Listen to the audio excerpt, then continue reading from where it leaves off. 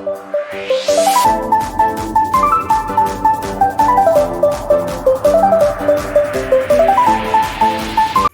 Surgawi, Engkaulah jawaban bagi kami.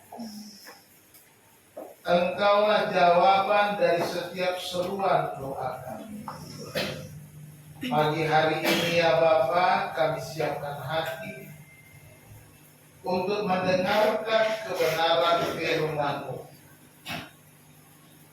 Penuhi kami dengan Roh yang kudus ya Tuhan, agar kami diberikan hikmat dan pengertian, agar kami dapat melakukan firman yang kami dengar, dan kami boleh menerima jawaban-jawaban doa kami sesuai dengan kehendak-Mu. Bahkan lebih dari apa yang kami harapkan, apa yang dapat kami pikirkan, Engkau sanggup melakukannya, memberikan yang terbaik bagi kami. Berbicaralah kepada kami ya Bapa, kami siap mendengar. Di dalam nama Tuhan Yesus kami sudah berdoa. Haleluya. Amin. Selamat pagi, salam.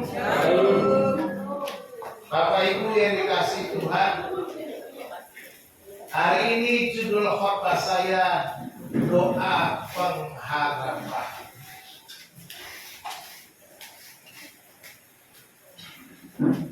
Doa harus disertai dengan pengharapan. Amin. Lagu kita tadi berkata, tak selalu Tuhan menjawab doa, tetapi Dia memberi yang terbaik. Sebenarnya maksudnya itu bukan Tuhan tidak menjawab doa. Tak selalu Tuhan mengabulkan doa kita. Apa yang kita minta belum tentu Tuhan kabulkan. Kalau jawab Dia jawab, tak pasti dijawab. Tuhan selalu menjawab doa. Dia bisa bilang no, itu jawaban juga. Artinya Dia mau kasih yang lain kan gitu. Dia selalu memberi yang terbaik. Ya, Dia selalu jawab doa kita. Tapi kadang permintaan kita belum tentu. Tetapi Tuhan tahu yang terbaik yang Dia mau berikan. Itu yang Dia maksudkan dalam lagu. Hari ini dalam khotbah saya kita akan membaca bersama-sama kitab 2 Tawarik pasal 20 ayat 12. 2 Tawarik pasal 20 ayat yang ke-12. Ya, kita baca sama-sama ya, cuma satu ayat. Mari kita membaca bersama-sama. 2, 3.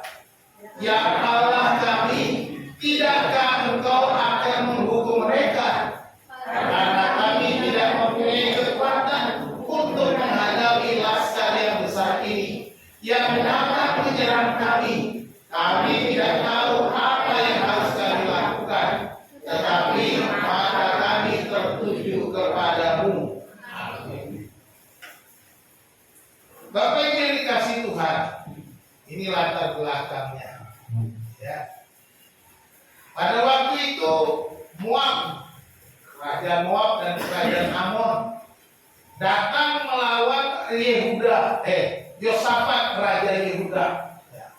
Itu kita bisa baca di dalam ayat 1 dan ayat yang kedua.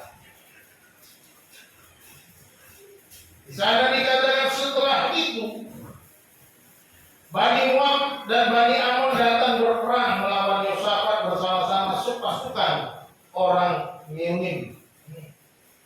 Dua kerajaan datang menyerang orang Yehuda, menyerang Raja Yosafat.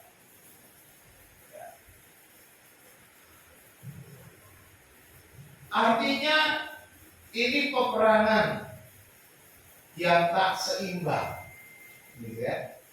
Dua kerajaan langsung menyerang satu kerajaan. Siapa sih Moab dan Amon? Kalau ditelusuri silsilah keturunan Moab dan Amon ini masih saudara dekat. dengan orang Israel. Kalau Israel dia keturunan siapa?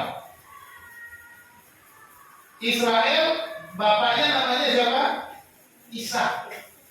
Israel itu kan Yakub. Yakub itu diganti namanya jadi Israel. Yakub punya 12 anak, 12 suku Israel.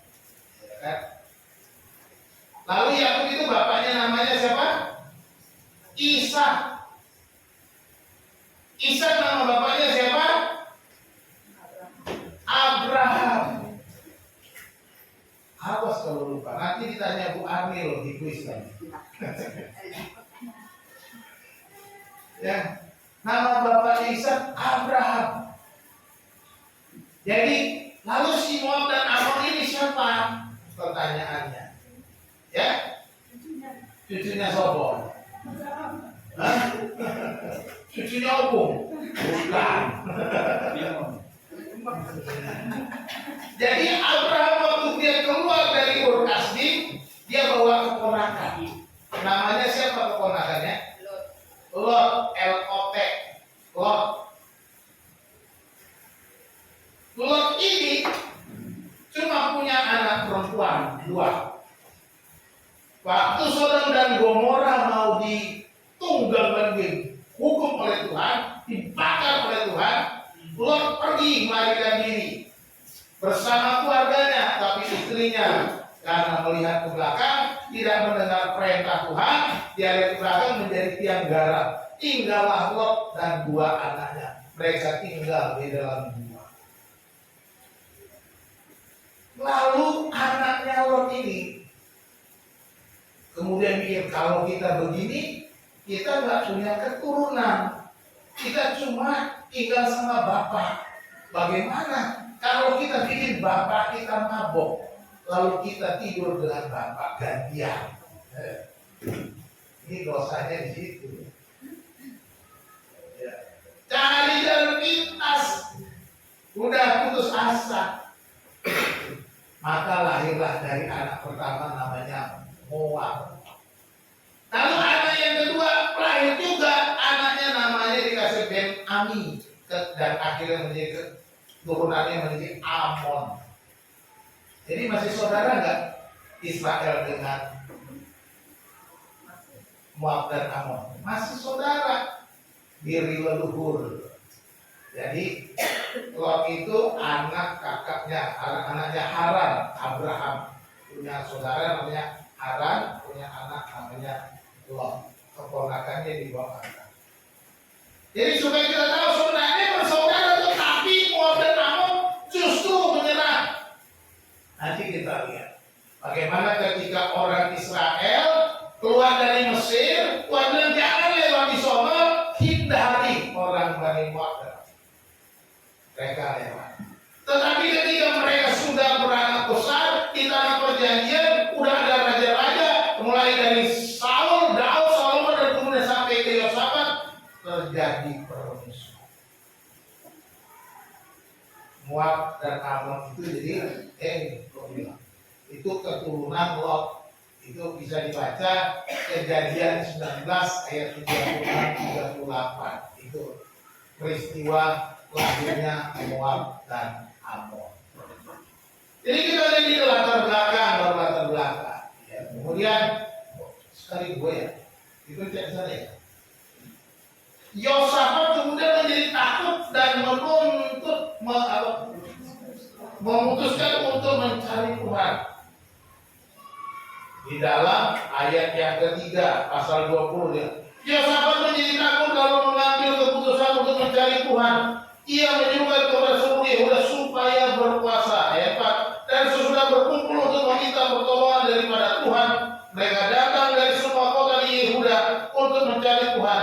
Lalu Yosafat berdiri di tengah-tengah jemaah Yehuda dan Yerusalem di rumah Tuhan, dibuka pelataran yang baru, dan berkata selanjutnya doanya. Pasal 6 seterusnya adalah doa Yosafat. Ayat 6 sorry. Yosafat berdoa mulai dari 6 sampai ayat yang ke-12. Peristiwa Yosafat mungkin hampir sama dengan keadaan kita.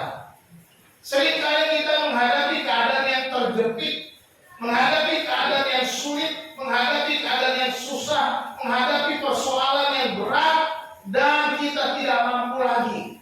Pertanyaannya, kepada siapa kita datang?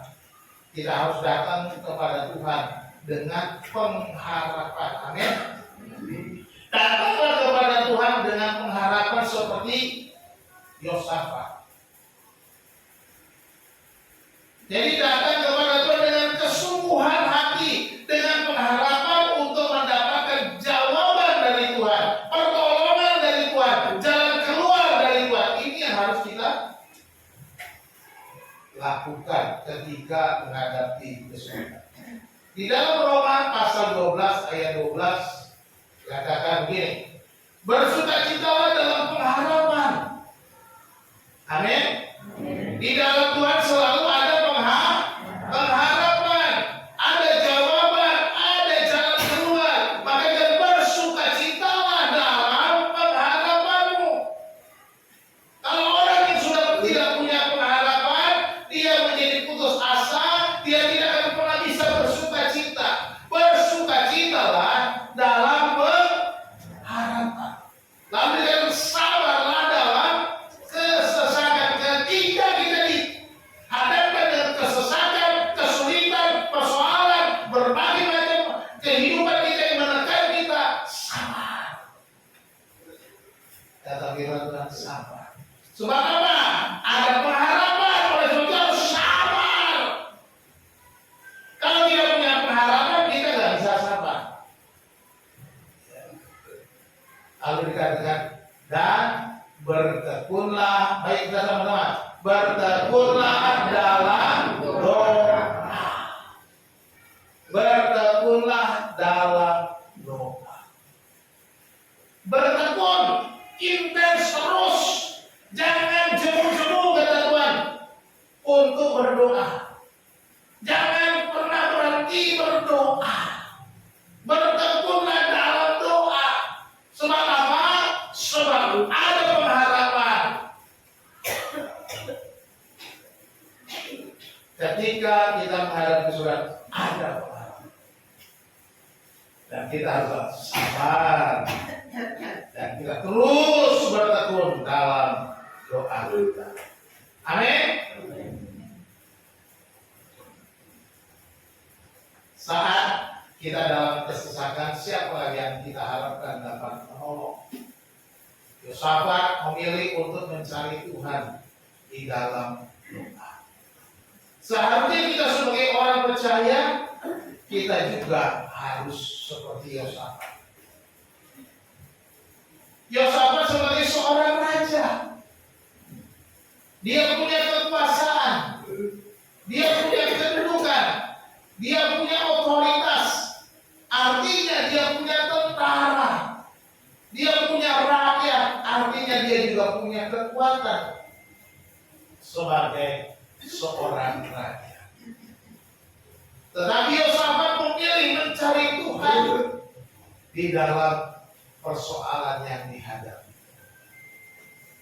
Mungkin kita juga merasa ketika menghadapi persoalan kita merasa mampu, kita punya kekuatan, kita punya power, kita punya kedudukan, kita mungkin ada orang yang di sana, nanti dia bisa nolong saya mau nolong sama dia.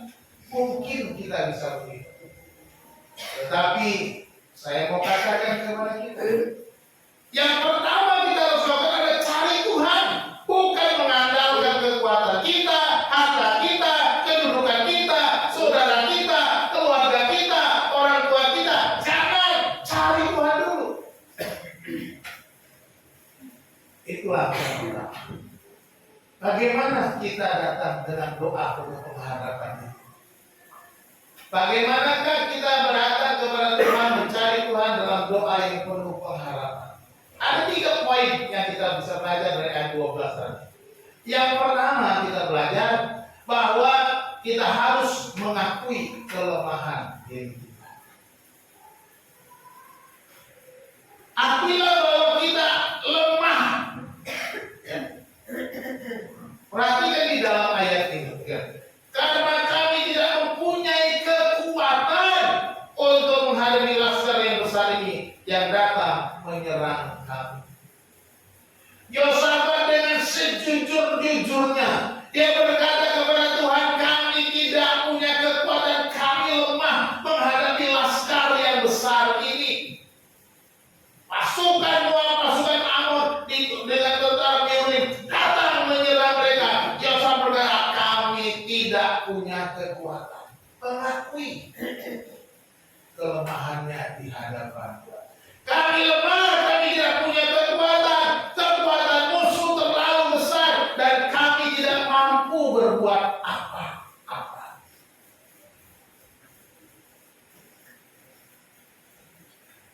Lalu apa yang harus kita buat ketika kita mengakui kelemahan kita? Apa yang selanjutnya kita mau lakukan? Sebagai orang yang bersandar kepada Tuhan, kita harus mengingat perbuatan Tuhan. Amin. Kita harus mengingat perbuatan Tuhan yang Tuhan sudah lakukan kepada kita. Kalau dulu Tuhan sudah menolong, maka Dia akan menolong juga sekarang. Amin. Kalau dulu saya dilepaskan oleh Tuhan, maka juga akan dilepaskan sekarang. Kita harus ingat perbuatan Tuhan. Kita harus ingat pertolongan Tuhan yang selalu ada tepat waktu di dalam hidup kita. Ini harus kita ingat. Jangan sampai kita lalai. Kita boleh mengakui, tetapi kita juga harus mengagungkan bahwa Tuhan yang punya kekuatan. Mari kita baca ayat yang 9 di dalam Alkitab kita, dalam ayat yang 9 dikatakan, bila sesuatu malapetaka menimpa kami, yakni pedang, penghukuman, penyakit sampar, atau kelaparan, kami akan berdiri di muka rumah ini di hadapan-Mu, karena Nama-Mu tinggal di dalam rumah ini, dan kami akan berseru kepadamu di dalam kesesakan kami sampai Engkau mendengar dan menyelamatkan kami. Dalam ayat 9 ini Yosafat berbicara kepada Tuhan. Dia datang ke Yerusalem, ke rumah Tuhan. Dia berdoa kepada Tuhan di hadapan rakyatnya. Ya.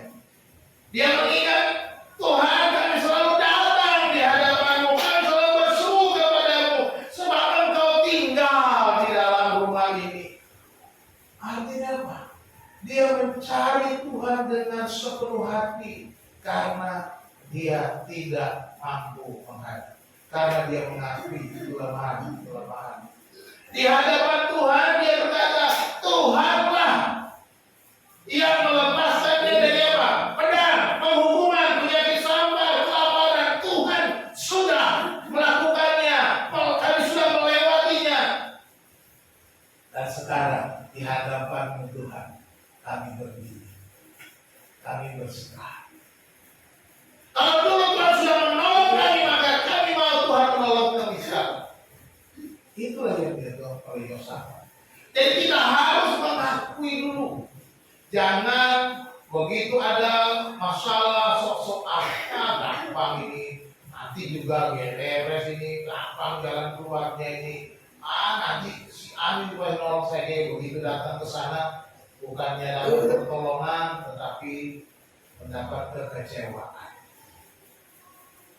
Wah, gampang ini, tinggal bayar, ada uang saya banyak. Kita mungkin bilang begitu. Tetapi ketika uang kita banyak datang, kita ditipu. Habis uangnya, apa yang didapat nggak pernah dapat. Apa? Karena kita tidak mau mencari Tuhan. Karena kita berpikir uang bisa mengatur segalanya. Seperti kata orang Medan bilang, ise dan mengatur mereka laut. Hemen.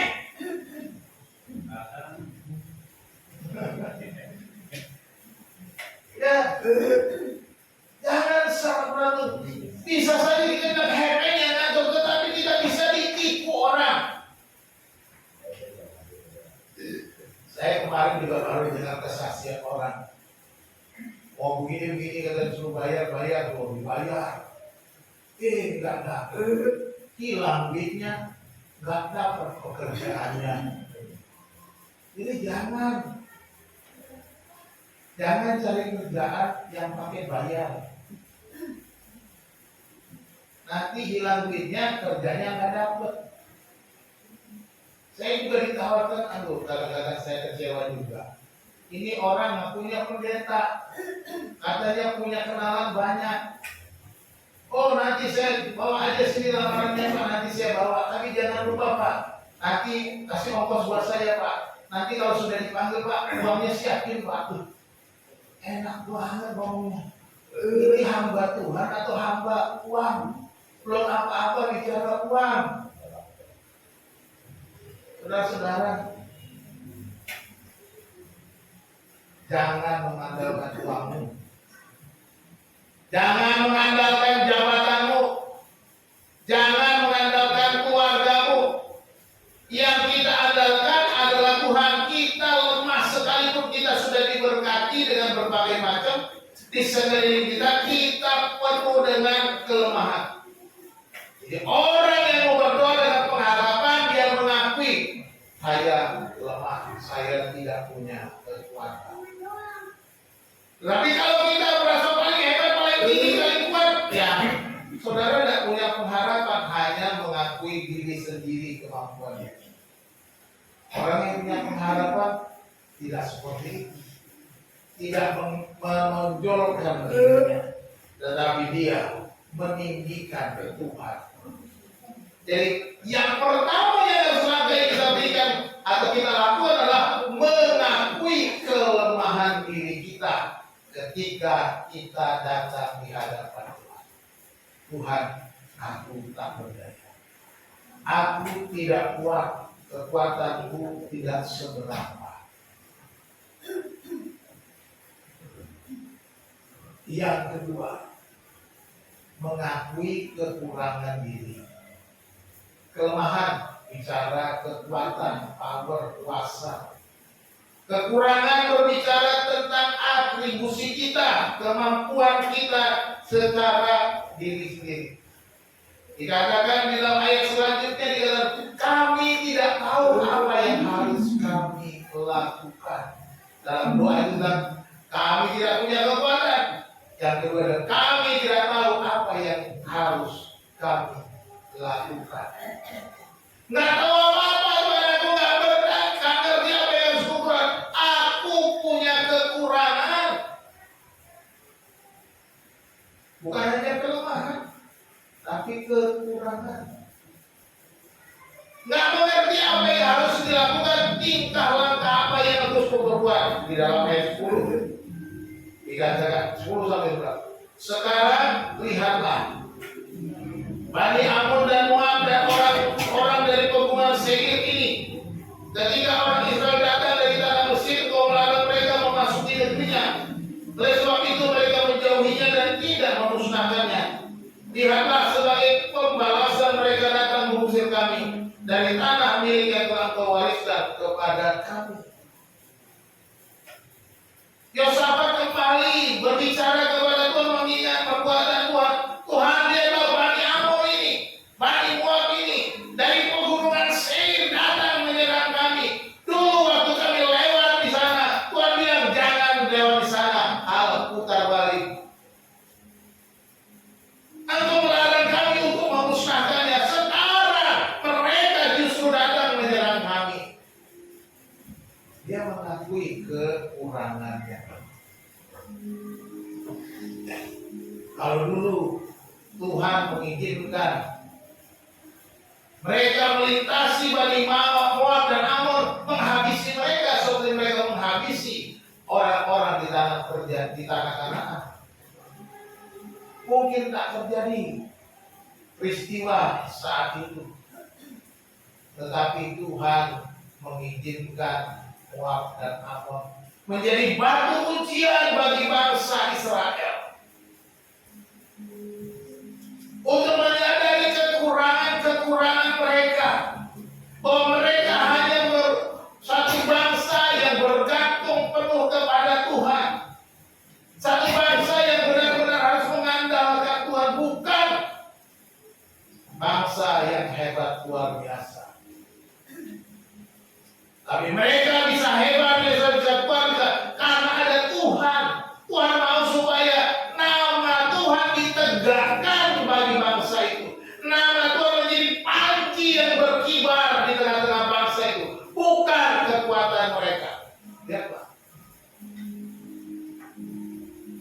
bagaimana Tuhan mengizinkan dua bangsa besar menyerang mereka. Sadar kami punya kekurangan. Kalau kita lihat zaman sekarang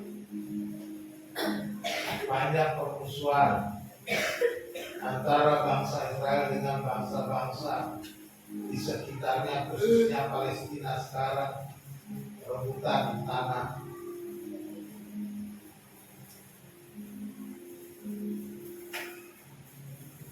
Pada tahun 70, bukan 1970 ya, tahun 0070, 70, zaman awal-awal, bangsa Israel dihabisi. Mereka terpencar, terbuang ke berbagai bangsa, terserak, tidak ada lagi bangsa Israel. Maka beranak pinatlah bangsa-bangsa lain yang ada di sana. Tahun 1948, bangsa Israel kembali pulang ke tanah perjanjian. Di sanalah awal daripada permusuhan yang terjadi. Israel dikatakan menjajah bangsa Palestina. Padahal Israel kembali pulang ke tanahnya, mengusir orang-orang yang ada di tanahnya lagi. Itu sebenarnya yang terjadi. Tetapi oleh karena politik ini dipenuhi dengan berbagai macam kepentingan, apalagi dibawa dengan isu sara dan agama, akhirnya agama pun dibawa-bawa. Israel bukan Kristen, saya mau kasih tahu. Palestina bukan Islam, bukan. Sebab di bangsa Israel ada yang Yahudi, ada yang Kristen, ada yang Islam. Palestina, apalagi Palestina, ada Islam, ada Kristen. Bahkan Perdana Menteri Palestina yang pertama itu Yasser Arafat, istrinya orang Kristen. Tetapi selalu di Indonesia ini isunya perang agama. Nah, hari itu masalah perang perebutan tanah saja. Kita mau serahkan semuanya kepada Tuhan, itu akan terjadi. Jadi ini yang terjadi supaya kita paham. Jadi jangan ikut-ikutan. Itu perang agama. Israel adalah Israel.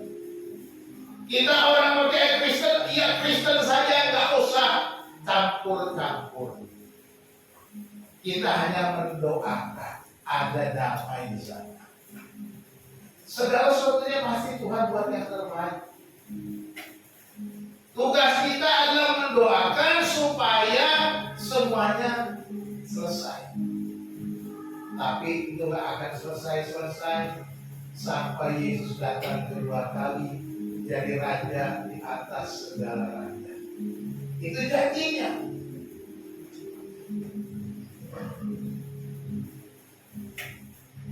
Dulu Israel dan Mesir bermusuhan, tetapi bisa berdamai. Akhirnya Mesir dan Israel tidak berperang lagi.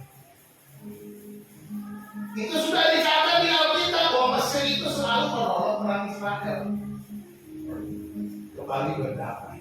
Nah, kita kembali kepada firman Tuhan bahwa kita harus mengakui bukan hanya kelemahan kita tidak punya kekuatan, tapi kekurangan kita.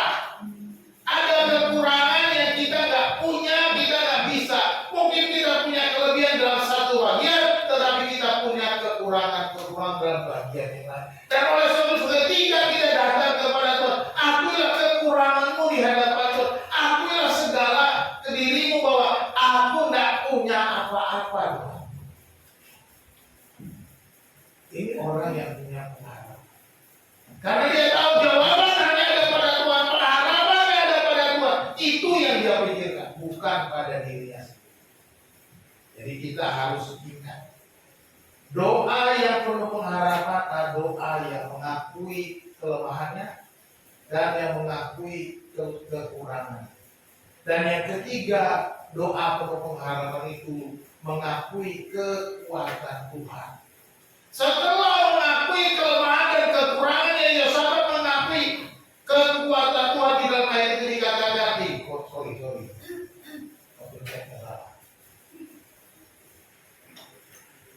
tetapi mata kami tertuju kepadamu. Engkaulah pengharapan kami, engkaulah kekuatan kami, engkaulah jawaban dari doa kami, engkaulah jalan keluar satu-satunya. Mata kami tertuju kepadamu. Mataku tertuju padamu, senang hatiku ku serahkan padamu. Kita harus fokus kepada Tuhan di tengah-tengah kesulitan. Fokus kepada Tuhan, arahkan mata kepada Tuhan.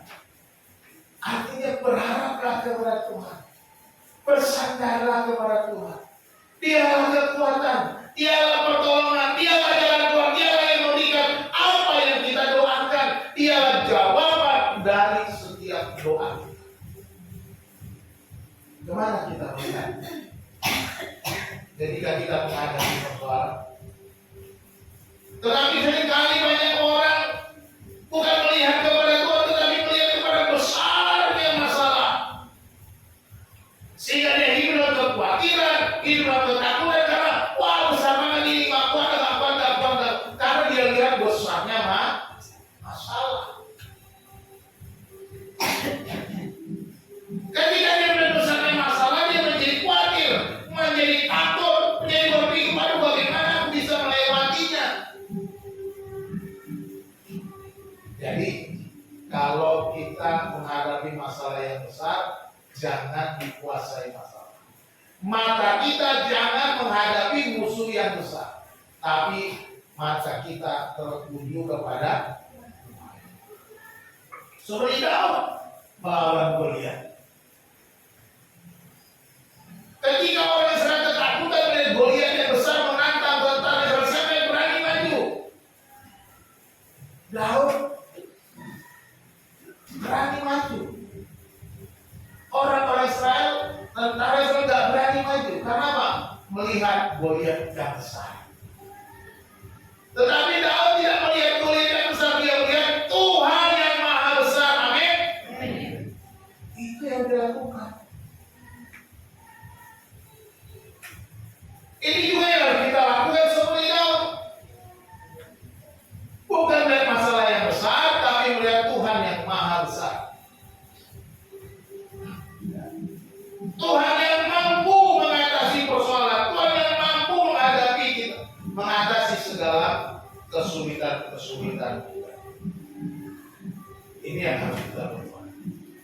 Jangan kita melihat kepada persoalan kita saja. Jangan fokus ke sana. Fokuslah kepada Tuhan yang akan memberikan jawaban. Di dalam ayat yang ke-6 doanya itu.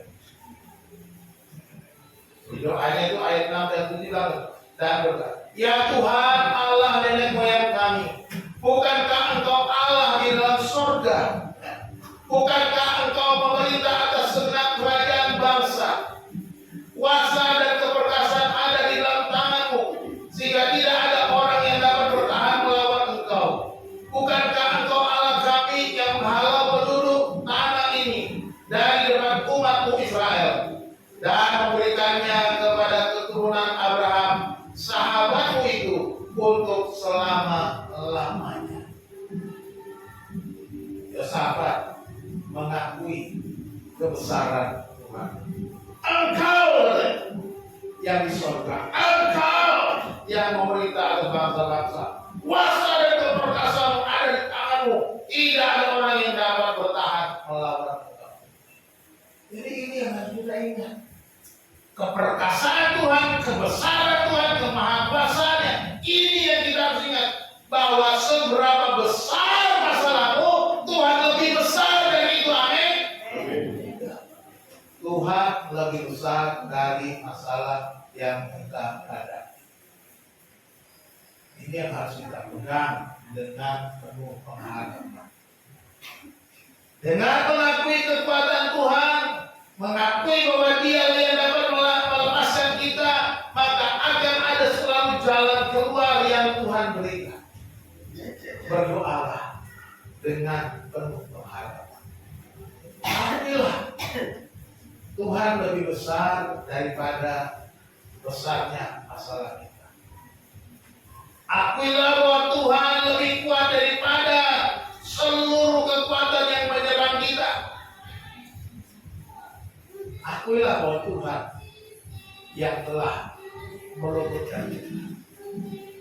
Seperti yang dikatakan oleh Yosafat, Engkau yang menghalau bangsa-bangsa, Engkau yang memberikan orang negeri ini kepada kami, kepada keturunan Abraham sahabat. Artinya apa? Kita bisa mengingat perbuatan Tuhan. Tuhan, Engkau sudah menyelamatkan aku ketika aku begini begitu. Tuhan, aku sudah melewati masa-masa sulit beberapa tahun lalu. Tuhan, Engkau sudah melakukan yang untuk aku seminggu yang lalu. Maka percaya hari ini aku akan mendapatkan pertolongan dari Tuhan. Jadi kita harus mengingat perbuatan Tuhan, mengakui kekuatan Tuhan, tapi kita harus mengingat semua perbuatan Tuhan yang Tuhan sudah berikan kepada kita. Jangan kita lupa, kita ada sampai hari ini semua karena Tuhan. Kita bisa melewati masa-masa yang telah kita lewati semua karena Tuhan. Jadi kalau sudah kita lewati, maka kita bisa melewati. Yesus Kristus tetap sama, dulu, sekarang, sampai. Amin. Katakan sama-sama, Yesus Kristus tetap sama, dulu, sekarang, sampai selama-lamanya. Pegang itu dengan yakin, melangkah dengan yakin bahwa kita akan mendapatkan jawaban yang pasti dari Tuhan. Karena Tuhan tidak akan membiarkan anaknya mengalami tekanan terus-menerus. Dan itu apa begitu banyak. 1 Korintus 10 ayat 13, ya kan? Kenapa? Percobaan yang kamu alami adalah percobaan biasa yang tidak melebihi kekuatan manusia. Apabila kamu dicoba, Ia akan memberikan kepadamu jalan supaya kamu dapat menanggungnya. Jadi Tuhan hebat. Jadi pegang, Tuhan selalu menolong kita, memberikan jalan keluar, memberikan jawaban atas kehidupan kita. Kita masuk pada kesimpulan. Kesimpulan dari doa Yosafat. Yang pertama, Tuhan dapat memakai situasi sulit untuk menguji kualitas iman. Tuhan memakai situasi yang sulit untuk menguji iman kita. Jadi kalau menghadapi situasi yang sulit, jangan mengeluh. Jangan mengeluh. Kalau anak sekolah ada jadwal ujian, jangan mengeluh. Waktunya untuk ujian harus dihadapi. Jangan protes sama gurunya. Pak, ngapain uji-uji saya? Saya kan sudah bisa belajar sendiri. Nggak boleh. Tetap harus ikut ujian. Ya. Apa kita mau bilang sama Tuhan, ngapain uji-uji sih? Nggak percaya sama saya, Pak. Saya sudah begini. Nah, Tuhan menguji kita bukan untuk menjatuhkan kita. Tuhan menguji kita supaya kita semakin bergantung kepada Dia dan melihat karyanya yang ajaib, supaya kita semakin teguh, semakin kuat, supaya naik kelas. Jadi jangan mengeluh, bersukacitalah, ya.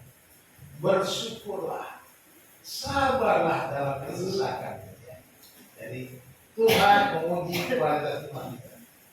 Yang kedua, kita belajar dari peristiwa doa Yosafat ini bahwa kita dapat memandang diri kita dan menyadari kelemahan dan kekurangan kita.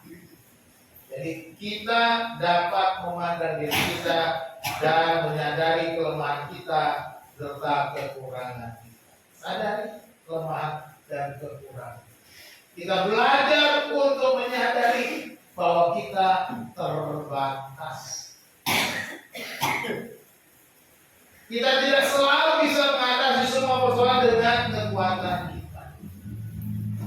Yang ketiga, dari doa ini kita belajar bahwa kita dapat mengingat perbuatan Tuhan di sepanjang hidup kita sebagai pelajaran berharga untuk tetap percaya. Jadi ingatlah, semua perbuatan Tuhan, semua yang sudah Tuhan mulai kita sadar hidup dalam Tuhan. Jawaban-jawaban doa yang sudah dijawab Tuhan diingat, ya, supaya kita teguh iman kita menjadi pelajaran berharga untuk kita tetap percaya kepada Tuhan. Nah, kesimpulan keempat, datanglah kepada Tuhan dengan penuh pengharapan tanpa meragukan kebaikan. Yosafat datang mencari Tuhan tanpa ragu, ya, bahwa kebaikan Tuhan akan dilakukan lagi. Kebaikan Tuhan tidak pernah berubah, dan kita harus datang kepada Tuhan dengan penuh keyakinan bahwa kebaikannya pasti tak pernah berubah. Selalu Tuhan lakukan di dalam kehidupan. Jadi marilah kita sebagai orang yang percaya datang dalam doa dengan penuh pengharapan. Apapun persoalan, serahkan kepada Dia. Doa pengharapan ada 3 poin sebagai pengingat. Yang pertama,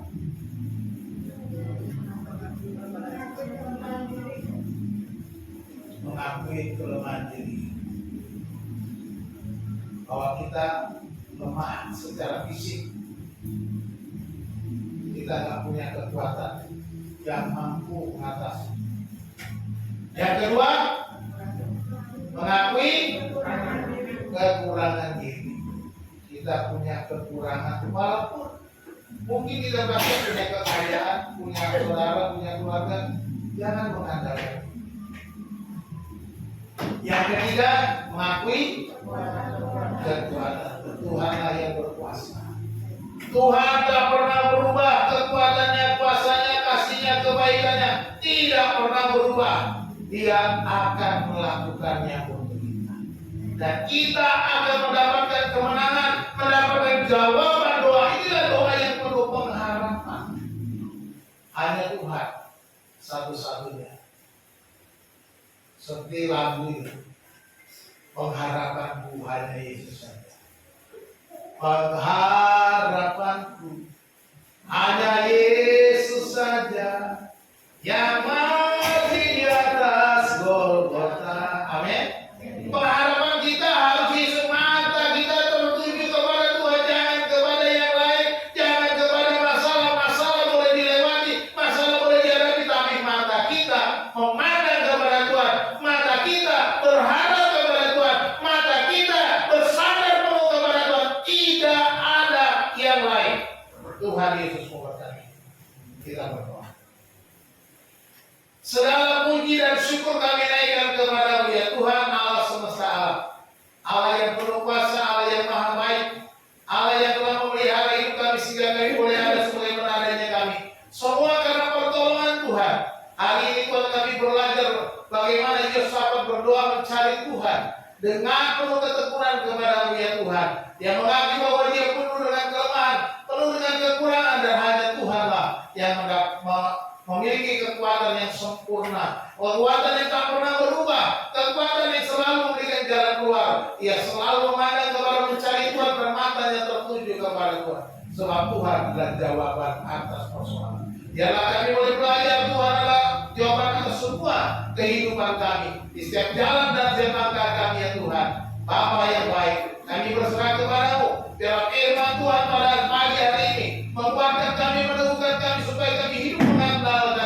ya Tuhan. Terima kasih Bapa di surga. Terima kasih Tuhan. Kami mengucap syukur dan berdoa dalam nama Yesus Tuhan kami. Haleluya. Amin.